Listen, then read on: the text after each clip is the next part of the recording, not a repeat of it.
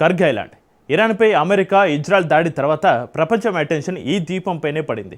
Hormuz జలసంధి ఎంత చర్చనీయాంశమైందో ఈ చిన్న ద్వీపం కూడా అంతే చర్చకు దారితీస్తుంది. అందుకు కారణం ఈ ప్రాంతంపై ట్రంప్ కన్నేయడమే. అయితే ఇప్పటివరకు అమెరికా ఈ ఐలాండ్ను టచ్ చేయలేదు. కానీ త్వరలో కర్గ్ ఐలాండ్ను టార్గెట్ చేయబోతున్నట్టుగా నివేదికలు చెబుతున్నాయి. తాజాగా అమెరికాకు ఇరాన్ ఇచ్చిన వార్నింగ్ కూడా అదే చెబుతోంది. తమ ద్వీపాల జోలికి వస్తే అంతు చూస్తామని ట్రంప్కే వార్నింగ్ ఇచ్చింది టెహ్రాన్. ఇంతకు అసలేంటి కర్గ్ ఐలాండ్? ఈ ద్వీపాన్ని ఆక్రమించుకునే ప్రయత్నాలు నిజంగానే జరుగుతున్నాయా? లక్షల కోట్ల సంపద కోసం ఎలాంటి యుద్ధం జరగబోతోంది? Watch this.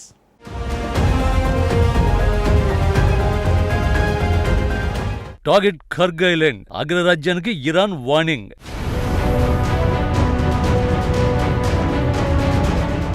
లక్షల కోట్ల సంపద కోసం వ్యూహాలు. ఇరాన్ ప్లాన్ ఏంటి?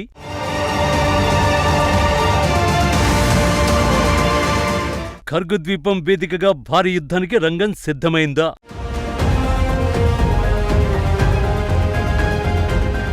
యుద్ధం పీక్ స్టేజికి చేరిన వేళ ఇరాన్ పార్లమెంట్ స్పీకర్ మొహమ్మద్ బఘీర్ ఖాలిబాఫ్ చేసిన పోస్ట్ ఇదే. తమ దేశానికి చెందిన ద్వీపాలను ఆక్రమించాలని చూస్తే దురాక్రమణదారుల రక్తంతో పర్షియన్ గల్ఫ్ నింపేస్తామనేది ఈ పోస్ట్ సారాంశం. కానీ ఇప్పుడే ఈ వార్నింగ్ ఎందుకు ఇచ్చినట్టు? ఎందుకంటే ట్రంప్ కన్ను ఇరాన్ కు అత్యంత కీలకమైన చాలా చిన్న ద్వీపంపై పడింది కాబట్టి. దాని పేరు కర్గ్ ఐలాండ్. ఇరాన్ పై అమెరికా, ఇజ్రాయెల్ దాడుల తర్వాత హార్ముజ్ జలసంధి గురించి ఏ స్థాయిలో అయితే చర్చ జరిగిందో ఈ చిన్న ద్వీపం గురించి కూడా అంతే చర్చ జరిగింది.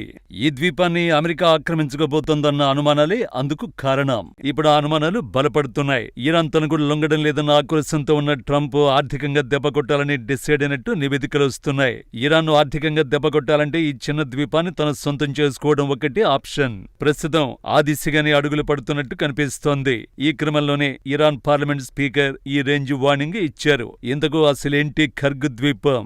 ఈ ఐలాండ్ ఇరాన్ కు ఎందుకంత కీలకం?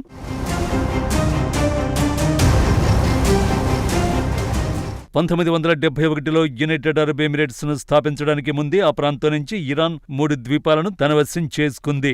వాటిలో ఒకటే ఈ కర్గ్ ఐలాండ్. పరిమాణంలో చిన్నదే అయినా ఇరాన్ ఆర్థిక వ్యవస్థలో దీని ప్రాధాన్యం చాలా పెద్దది. ఇరాన్ కు అత్యంత కీలక చమురు టెర్మినల్ ఇక్కడే ఉంది. పశ్చిమాసియాలోని పర్షియన్ గల్ఫ్ లో ఇరాన్ తీరానికి దాదాపు 25 కిలోమీటర్ల దూరంలో కర్గ్ ఉంటుంది. 20 చదరపు కిలోమీటర్ల అతి తక్కువ వైశాల్యంతో ఉన్నప్పటికీ ఇరాన్ ఆర్థిక వ్యవస్థకు ఇది వెన్నెముకగా చెబుతారు. ఇరాన్ చమురు ఎగుమతుల్లో 90% వాటా దీనిదే. అమెరికా ఆంక్షలు విధించినప్పటికీ 2024లో ఈ ద్వీపం నుంచి చమురు ఎగుమతుల ద్వారా ఇరాన్ అక్షరాల $78 బిలియన్ ఆర్జించింది. దీన్ని బట్టి ఇరాన్ ఆర్థిక వ్యవస్థ నడవాలంటే ఇక్కడి చమురు ఎగుమతులే కీలకమన్న విషయం అర్థమవుతున్నది. కర్గ్లోని లోడింగ్ టెర్మినళ్లు రోజుకు 7 మిలియన్ బ్యారెళ్ల చమురు హ్యాండిల్ చేయగలవని నివేదికలు చెబుతున్నాయి. మిడిల్ ఈస్ట్ లో ఉద్రిక్తతలు మొదలు కావడానికి ముందు కర్గ్ నుంచి రోజుకు 1.5 మిలియన్ బ్యారెళ్ల చమురు ఎగుమతి చేసిన ఇరాన్ ఘర్షణలు మొదలైన తర్వాత ఈ ఎగుమతులను 4 మిలియన్ బ్యారెళ్లకు పెంచింది. యుద్ధానికి అవసరమైన నిధుల కోసమే ఇలా చేసినట్టు విశ్లేషకులు చెబుతున్నారు.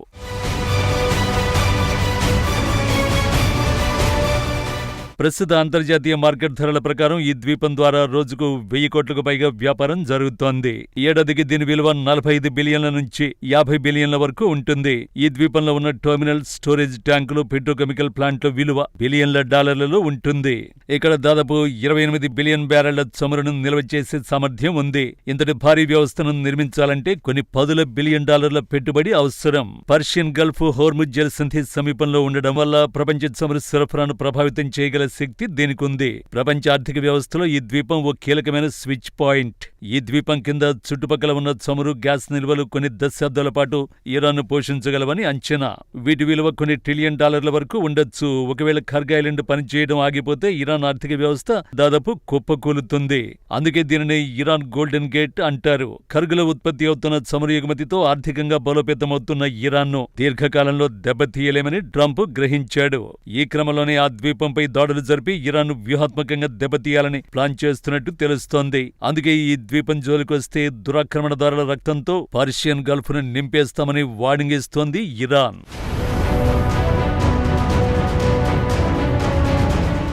నిజానికి ఈ చిన్న ద్వీపంపై బాంబు పడితే మూడో ప్రపంచ యుద్ధం ఖాయం. ఈ నిజం ట్రంప్కు కూడా తెలుసు కాబట్టి ఇప్పటివరకు దీన్ని టచ్ చేయలేదు. దీని వెనుక అతి పెద్ద దౌత్యం, అత్యంత భయం ఉన్నాయి. ఈ ద్వీపాన్ని కనుక నాశనం చేస్తే ప్రపంచ చమురు మార్కెట్లో అదుపు చేయలేని తుపాను వస్తుంది. దీనివల్ల ఇరాన్ చమురుకు అతి పెద్ద కొనుగోలుదారైన చైనాకు భారీ దెబ్బ తగులుతుంది. కార్గో ఐలాండ్ను ధ్వంసం చేయడం పెద్ద కష్టం కూడా కాదు.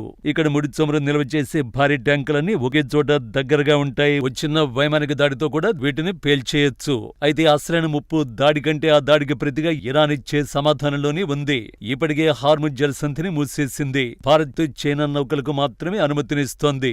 ఒకవేళ కార్గో ఐలాండ్ ధ్వంసమైపోతే హార్ముజ్ పూర్తిగా మూసేస్తారు. ఇది కనుక పూర్తిగా మూతపడితే ప్రపంచవ్యాప్తంగా చమురు సంక్షోభం ఏర్పడుతుంది. అప్పుడు మహాశక్తులు ఒకదానిపై ఒకటి యుద్ధానికి దిగుతాయి. చైనా సహా ఇరాన్ మిత్ర దేశాలు కూడా ఈ యుద్ధంలోకి దూకే అవకాశం ఉంది. ఇది నేరుగా మూడవ ప్రపంచ యుద్ధానికి దారితీస్తుంది.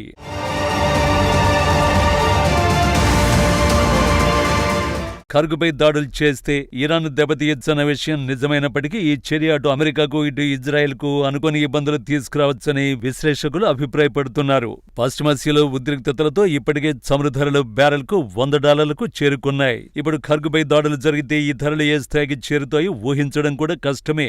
తాజాగా బ్యారెల్ చమురు ధర $200 అయ్యే పరిస్థితికి సిద్ధంగా ఉండాలని ఇరాన్ తీవ్ర హెచ్చరికలు జారీ చేసింది. ఇలాంటి సమయంలో కార్గో ఐలాండ్ను లక్ష్యంగా చేసుకుంటే ఇరాన్ చెప్పింది అక్షరాల నిజమవుతుంది.